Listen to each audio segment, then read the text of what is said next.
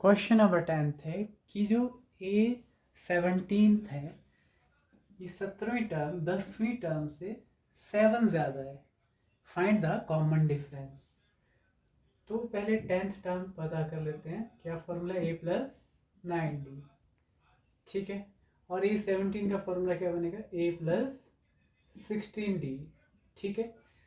तो यहाँ पे अकॉर्डिंग टू क्वेश्चन क्या कह रहा है, the 17th term is equal to 10th term से 7 ज़्यादा। अब वैल्यूज पुट कर देंगे इनकी, जो भी है। A17 की वैल्यू क्या है A+16D, A10 की क्या है A+9D। A से क्या हो जाएगा, कैंसिल हो जाएगा। 16D माइनस 9D, इधर ले आए 9D को, उधर क्या बचा 0। 16 से 9D गया, कितना बचा फिर 7D is equal to 0, D is equal to 0/7। तो D कितना आ गया आपके पास, 0 को कोई डिवाइड करे तो क्या बन जाता है 0। Common difference 0। तो इसके बाद A17 की क्या वैल्यू है A+16D और A10 की A+9D प्लस 7 भी है साथ में। 16D माइनस 9D इधर आ गया इज इक्वल टू 7। ये भी कितना बचा 7D is equal to 7D is equal to 7/7। गुणा कर रहा था, भाग कर दिया। D कितना आ गया आपके पास 1। Common difference 1। क्वेश्चन है आपका 11th कि इस AP की कौन सी टर्म 54th टर्म से 132 ज़्यादा होगी। यानी उस टर्म की वैल्यू जो A54th टर्म होगी उससे 135 ज़्यादा होगी, 132 ज़्यादा होगी। तो इसका मतलब हमें यहाँ पे क्या फाइंड आउट करना है n। तो सबसे पहले n फाइंड आउट करने के लिए भी हमें A और D पता होना चाहिए। तो क्वेश्चन के अकॉर्डिंग चलते हैं। अकॉर्डिंग टू क्वेश्चन क्या कह रहा है, क्वेश्चन कह रहा है कि जो टर्म A54 से कितनी होगी 132 ज़्यादा होगी, ठीक है। तो जब ऐसा करेंगे A54 में 132 ऐड करेंगे तो एक हिसाब से लास्ट टर्म आ जाएगी, यानी AN आ जाएगा। यानी AN की वैल्यू हो गई आपके पास A54 प्लस 132। तो यहाँ पे हम वैल्यूज पुट कर देंगे। AN is equal to A54 क्या होता है A+53D प्लस 132।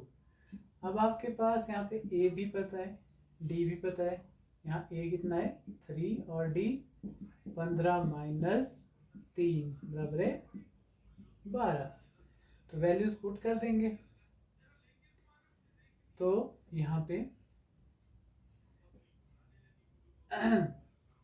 A कितना है 3 प्लस 53 इंटू D कितना है 12 प्लस 132।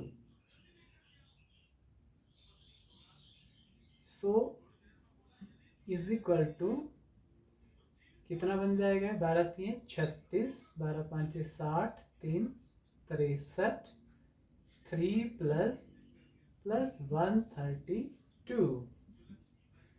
तो कितना बन गया 3 2 6 8, 3 11, 3 1 4, 3 7 और 6 1 7, 771 बन गया। ये आ गया आपके पास AN। पर हमसे AN तो पूछा नहीं है, लास्ट टर्म तो पूछी नहीं है, N पूछा है। तो N के लिए हम AN का फॉर्मूला यूज कर लेंगे। नाउ वी नो AN क्या होता है A+n-1 इंटू D। AN कितना है 771 is equal to 3 plus n-1, n तो पता नहीं है इंटू डी 12, तो 3 यहाँ पे माइनस हो जाएगा, ये बन जाएगा 12n माइनस 12, ये बन जाएगा 768 plus 12 is equal to 12n। कितना बन गया 8 तो 10, 6 एक 7 एक 8, 780 अपॉन 12। 12 यहाँ मल्टीप्लाई करो थे, यहाँ डिवाइड कर दिया, 12 6 72 बच गया 6, 12 5 60, एन आ गया 65। तो वो कौन सी टर्म है जो 54th टर्म से 132 एक्सीड कर रही है? That is 65th term.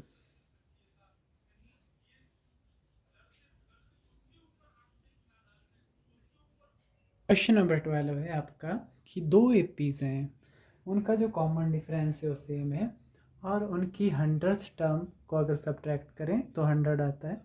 अगर उन दोनों एपीज की 1000th 1000वीं टर्म को माइनस करें तो क्या आएगा? ठीक है, तो हमें पहली एपी का ना ए पता है, सिर्फ इतना पता है डी सेम है पहली और दूसरी का। तो सबसे पहले let first term of first AP, वो क्या मान ली? Capital A, and common difference of first AP वो डी मान लिया। उसी तरह से let first term of second AP, second AP की फर्स्ट टर्म क्या मान ली हमने? छोटा है, और कॉमन डिफरेंस तो सेम ही है, मतलब डी। अब अकॉर्डिंग टू क्वेश्चन चलें, क्वेश्चन कह रहा है कि बड़ी एपी की 100th टर्म और छोटी एपी की 100th टर्म, उनको सब्ट्रैक्ट करें तो आता है 100। ठीक है, तो ये क्या बन गया? इसका फॉर्मूला क्या होगा? a प्लस 99d, और उसका भी क्या होगा? a plus 99d is equal to 100। अब क्या होगा? a plus 99d minus a, minus अंदर चला जाएगा, दूसरे को भी माइनस कर देगा, ये कैंसिल हो गया। तो a माइनस ए कितना आ गया? आपका आ गया 100, इसको मानो 1। अब वो क्या कह रहे हैं कि a 1000 माइनस a 1000 ये कितना आएगा? ठीक है, तो फॉर्मूला क्या होगा इसका? a 1000 का a प्लस 999d, और उसका a प्लस 999d। ठीक है, क्वेश्चन मार्क। अब क्या होगा?